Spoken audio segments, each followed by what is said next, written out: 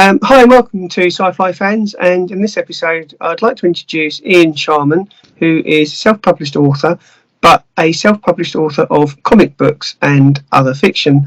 So welcome to the podcast, Ian. Hello. We met at Comic-Con a couple of weeks ago, didn't we? Yep. And the style and the cover of your book is really kind of what drew my attention to you. It's quite unique. So, how did you start off writing comic books? I actually started off wanting to draw comic books, and so I started writing them to give myself something to draw, and then kind of realised I was a better writer than I am an artist, or rather, I was never happy with my own art. I could never look at it and think, oh, that looks good. I just see all the flaws. Whereas I guess maybe it's bad that I don't. With my writing, I'm kind of pleased with it. Yeah. Satisfied to kind of show it to other human beings. So yeah, I kind of got into writing that way, and then wrote a few short stories for comics. Which for various reasons didn't end up being published, and I met Pete Rogers at the Bristol Comic Expo in about 2006, I think, something like that. Right.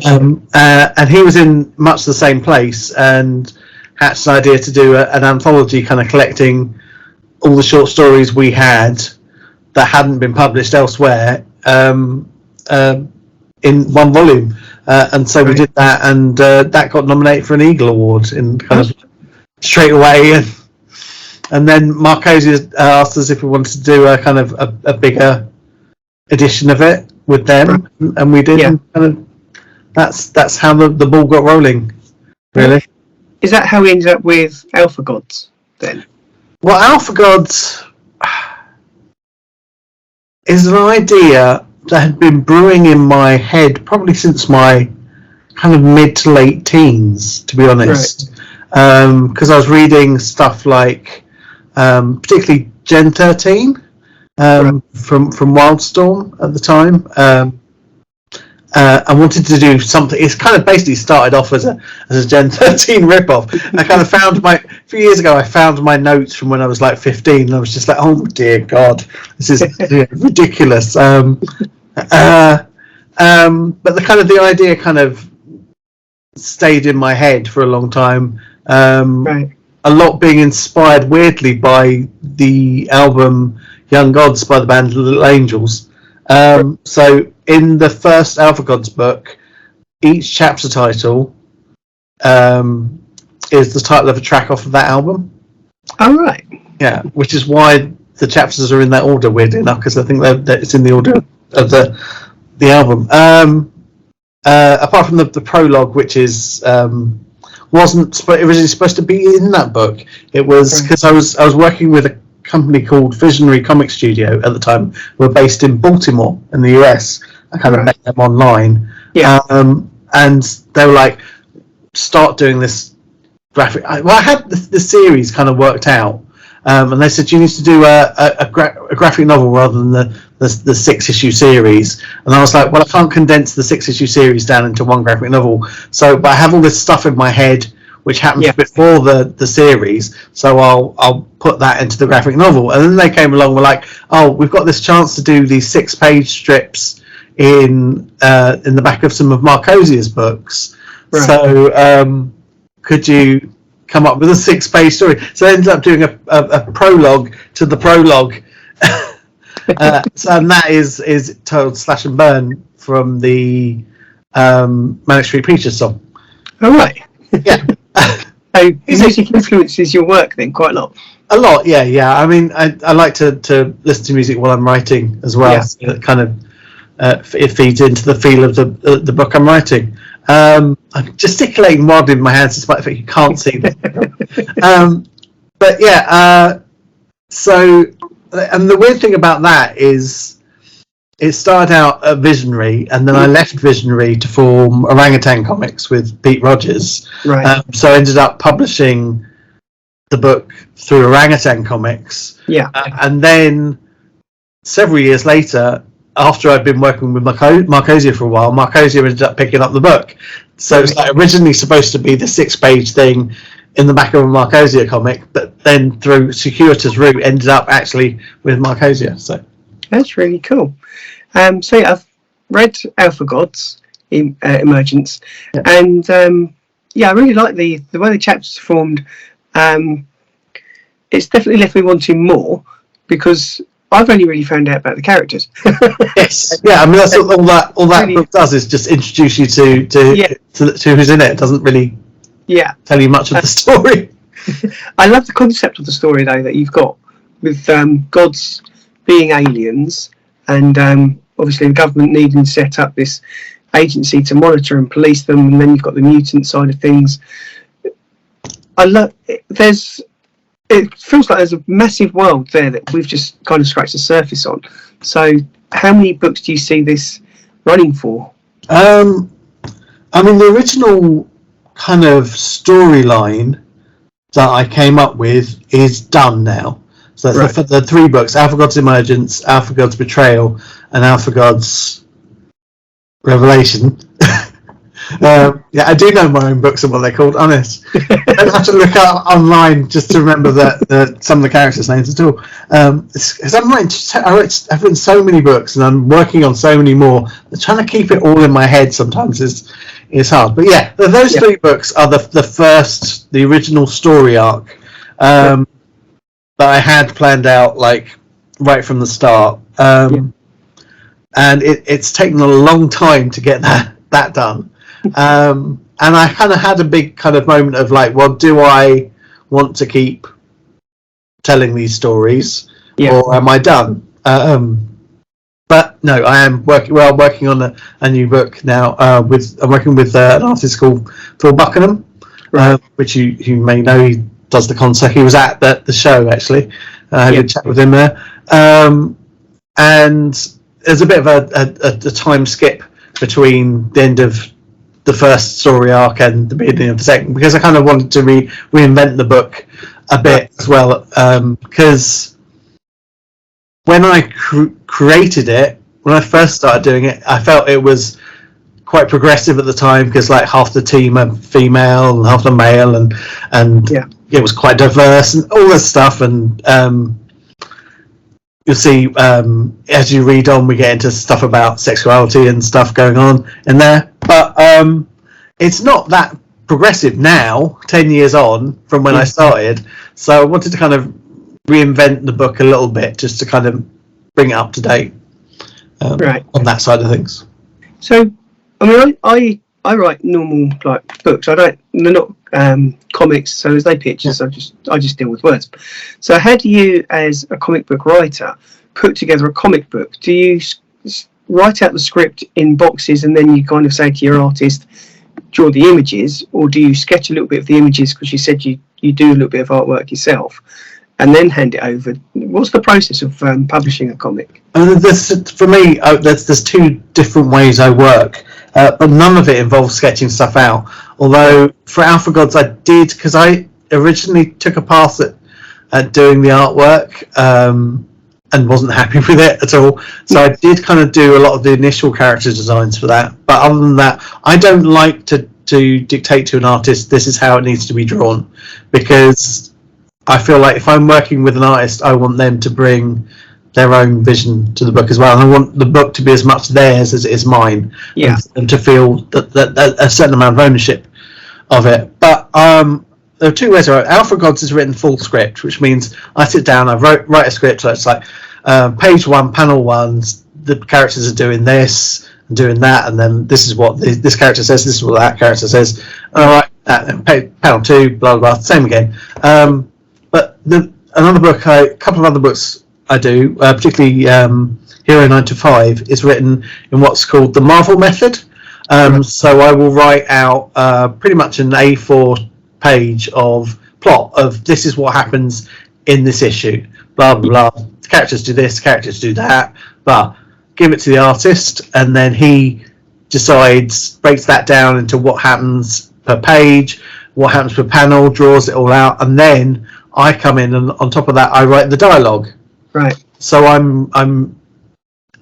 the dialogue is kind of inspired by the pictures, by the expressions that the artist has drawn and the situations, and that I find that a really exciting way to work, and because it's a challenge. It's like certainly with Hero 95 and with a new book I'm doing called Shadow of the Dragon Star with an amazing artist called Melissa Hudson, is you get delivered like 20 odd pages of artwork, which is mind-blowing, absolutely amazing, and you're like, and now I've got to write something, write some dialogue that is worthy of this artwork. Yeah, that's kind of intimidating, you know.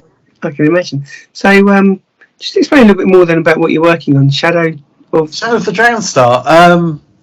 Basically, I've known Melissa for years now, and we've kind of worked a little bit together in the past.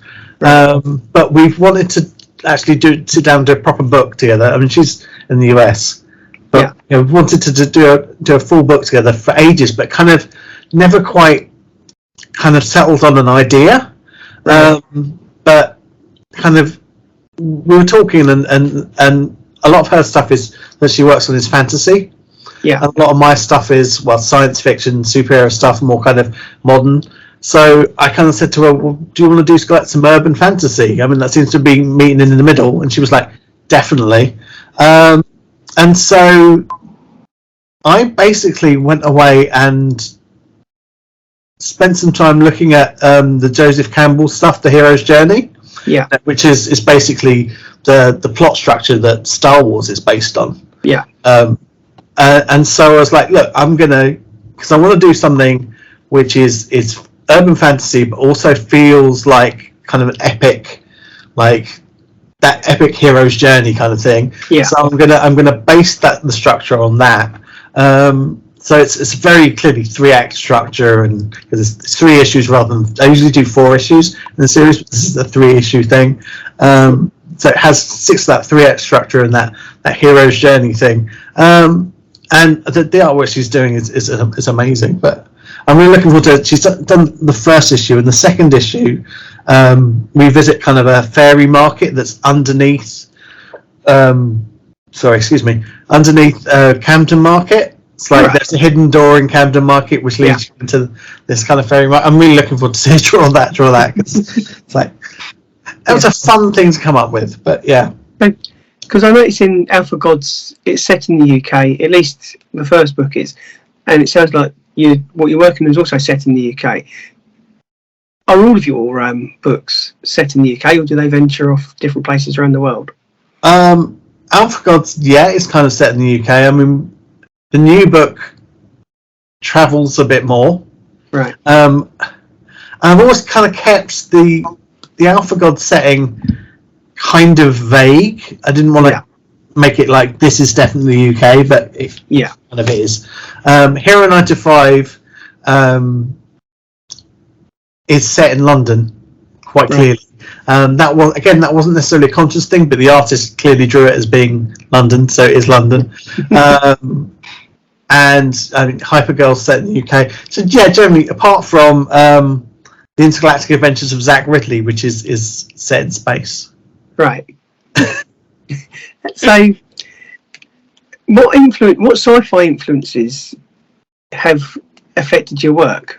So, where does Star Wars rank with your creative mind and stuff? I'm a massive Star Wars fan, which and if you're thinking now, he really likes Star Wars. He's big into Star Wars. Like triple that, maybe. I have a complete collection of Star Wars novels. Wow.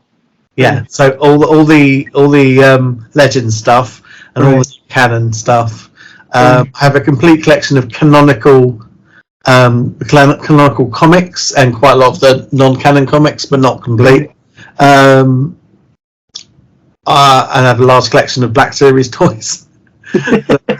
Star Wars is huge for me, but I mean, I think there is an influence there in my writing, but my writing, I think, is more influenced by Douglas Adams, Yeah. and Robert Rankin, Right. and 2000 AD, and kind of, I would even say like, oh god, the mind goes. Logan's Run, I love.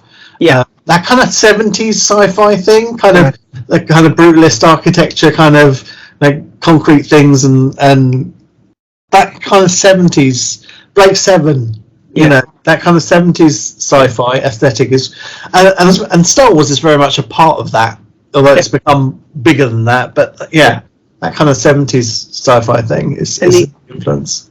The 70s sci-fi also has that little, for me, it has like an essence of innocence about it, because computer-generated effects weren't really a thing because they just weren't possible. So everything would be practical effects, and you get the cheesiness with Doctor Who and Blake Seven with it, which adds to the appeal of that, doesn't it? Yes, it does. And I remember as a kid, like going to exhibitions of like sci-fi models and stuff like that, and just that sort of stuff just fired my imagination. I was away in space, basically, just looking at a model of a spaceship. You know, that was me gone. Which, and I'm not so opposed. I won't knock CGI because it does amazing stuff, but I think there's a time and a place for it. It should complement and enhance practical effects rather than completely replace them. Definitely, I agree with that. So, when did the idea, and when did you start thinking about these characters? Then, was you mid-teens? I mean, originally, yes, kind of around the time, kind of that kind of 90s comics boom, when Image started and X-Men issue 1 came out and all that sort of stuff. That's when I started playing with ideas, but I didn't really seriously start thinking about Alpha Gods and probably start writing it till I was just coming up to 30. When I detoured in my, because I dropped out of university to break into comics, right? Which is ridiculous, and it was 12 years before I did any professional work in comics. But I kind of detoured and ended up working for the church, basically. Right. I'm an atheist now. That's how well working for the church went. But I had a whole detour. I got married. I had kids and that, and things went awfully wrong at the church. So I left the church. My marriage broke down. Blah blah. I think, and then kind of, so it's like, what am I going to? What am I going to do with my life now? Because at the time I'd been like heavily into the music side of things, and was kind of working on a career in Christian music, ironically. And so I was like, what am I going to do? And I kind of, my mind just gravitated back towards comics, and I started working on Alpha Gods, and at the time I was playing around with a 3D art package called Poser. I don't know if you've heard of Poser. It allows you to kind of like design characters and sets and that, and port them in. And I was playing around with doing comics in Poser. I don't think it works very well at all, and because the characters kind of end up kind of soulless. Just doesn't. It's not a replacement for art. Anyway, I was playing around with that, worked up a kind of first issue, and took that down to the one and only Brighton Comics Expo, where I was looking for somebody who might be able to publish it. At the time, having been like out of comics for like a decade, kind of not knowing what was going on in the UK comic scene at all, and walking in and discovering the UK comic scene at the time was mainly photocopied and stapled, like self-published comics, and there was only one publisher really doing anything like what I thought of as comics, as US format comics, and that was Markosia. And so I got talking with Harry Markos at the stand and showed him the book I'd done, and then left, and he was like, "Oh, get onto our forum on our website." This is how long ago this was, 2006. And I've got to the point in this story where I've forgotten what the original question was, but there you go. But that was kind of how I when I probably properly started working on the characters and working on the book, and it all kind of started to come together. And kind of through the Markosia forum, I met the people at Visionary Comics Studio and got invited to join them, and so worked on the graphic novel and the prelude story that ended up being at the start of the graphic novel with them, and it was really good working with the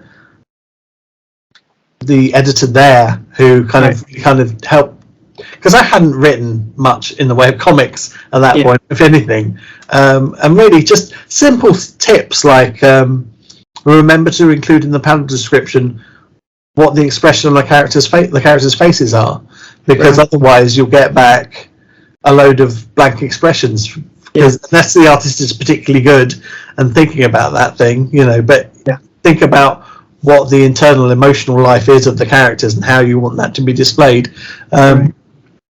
Makes the comic ultimately work a lot better. So it sounds then you have to literally micromanage everything that you want on the page, and then you're putting a lot of faith into the artist to interpret those instructions to give you the image that's in your mind. So that can be quite tricky, can't it? Yes, yes and no with the micromanaging. When you're working full scripts, yes. When you're working Marvel style, no. I gave with Hero 9to5, I gave the artist David Gray just huge leeway to come up with the look and everything, and he basically the outline for those that I give him is just, these are the things that happen in this book. To the point that I'm like, this is supposed to be a comedy and none of this is funny, and the humour all comes out of his art and then the words that I put on inspired by his art. But with scripts, it's difficult. With full script, on one hand, you want to be clear to the artist what you want, but at the same time you want to give them the freedom to express themselves. I think some writers can be, for my taste, too micromanagey. They're too. I don't want to knock Alan Moore, but have you ever seen one of his scripts? His panel descriptions go on for pages, and then I know with Watchmen, Dave Gibbons would just go through and highlight the 3 words that were actually relevant to what he needed to draw. It's that. It obviously works for Alan because he, Watchmen is a masterpiece. But I like, when I'm working with an artist, I want them to feel that if they need more than they can ask, but also to feel that they aren't hamstrung by the script, that they can bring something to it too. So it's a collaborative. The point of comics is it's a collaborative art form. I think at its best when you've got a team of like 3 or 4 people who are all trying to bring something to the table that it will be far better than the sum of its parts, if you know what I mean. Yeah, it sounds like as well that you've got a really good team as well, so you're all on the same page, pardon the pun, and you kind of, what each other's thinking, which is, I suppose, really relevant when you're collaborating with different people. Yeah. One of my favourite people to work with is David Wynn, who I did Hypergirl with, and Spacescape. We did a webcomic for about a year called Spacescape, and we are really good friends. We've known each other for a long time. And Hypergirl, we came up with the idea for that literally while we were walking to the chip shop together. All right. And by the time we got back with the chips, we had the whole thing figured out, with Spacescape, he had some character designs. He gave me the character designs, and then I came up with the plot behind it. But are they in full? Sorry. I was just going to say, are they in full-fledged magazines and comics? Can people buy those now, Or are they still Spacescape is still online as a webcomic. Right. It's not currently in print. But Hypergirl is. Hypergirl, you can go on Amazon or go on the Markosia website and buy it direct from Markosia. Right. You know. Okay. So could listeners buy a signed copy or anything like that if they wanted to? If they want a signed copy, they'd have to meet me at a convention and get it signed in person, because we don't because it's all print on demand. Yeah. So basically, you order a copy off of Amazon or direct from Markosia or wherever, and basically the order goes to our printer and they print it and ship it out to you. Yeah, that would be difficult. You'd have to stand there by the printer every time someone bought one. Bit tricky. So I met you at London Comic Con. What other conventions, and where can people meet you? I've applied for a table at the London MCM in May. I haven't heard back. Fingers crossed. They've not turned me down before, so hopefully I'll have a table in there at Sally. I think I'm going to be at Glasgow Comic Con. All right. And then hopefully at London Film and Comic Con in the summer as well, in July. Yeah. And then at the MCM again. I don't do as many cons as I used to. I mean, partly that's to do with COVID, partly that's because I've got an electric car now. But, you know, one year I did 17 conventions, including San Diego, and by the end of that year I was just exhausted. What was San Diego like? Sorry? What was San Diego like? Oh, that's about 10 years ago now. I wasn't exhibiting. I was just there just to experience it, and it's amazing. So many people it's not really a comic show anymore. It's all about toys and movies and TV shows, and I'm like, I like those things as well. And it's about half the show is not comics. Half the show is comics. Yeah. At least it was 10 years ago. Half the show is comics, and the comic side of that show is bigger than any convention I've ever been to. It's. I made a decision though not to bother trying to go to any panels, because you turn up and people are already queuing outside overnight to get into Hall H. It's ridiculous. But I had a great time just wandering the hall, talking to people, meeting people I'd only met online, meeting some old friends, and it was great. I'd love to do it again, but it's a lot of money and it's exhausting. I've always said I won't do it again unless I have a table, unless I'm a guest of a publisher or something, because you need somewhere to go and sit, basically. Definitely. So I've totally enjoyed talking to you tonight, Ian, and really appreciate you coming on board. So how can people find out more information about you and your books? I would say go to markosia.com or orangutancomics. I think it's .co.uk.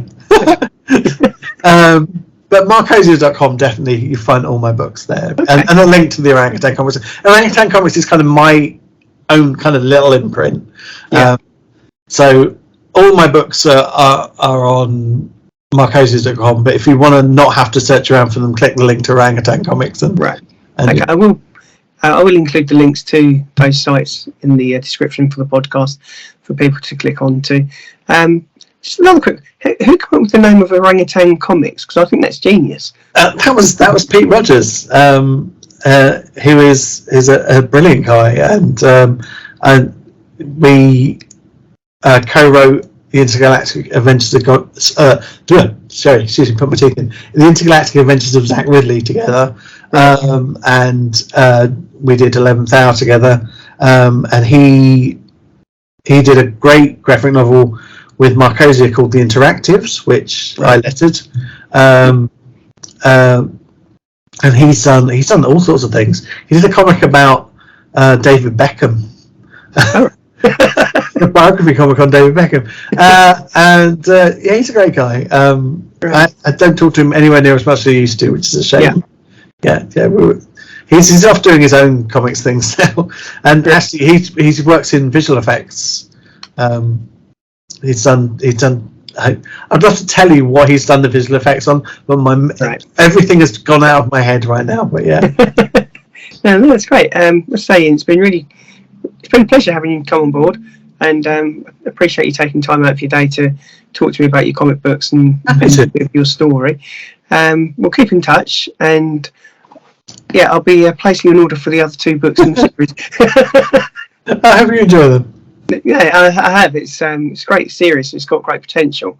So I'm pleased that even after the first trilogy, you're going to carry on the story. So I look forward to finding out what happens. Cool. Okay. So thank you very much. So yeah, that's it for Sci-Fi Fans this week. Don't forget there'll be another episode as usual on Mondays, and please check out Ian and his comic books. Links in the description below.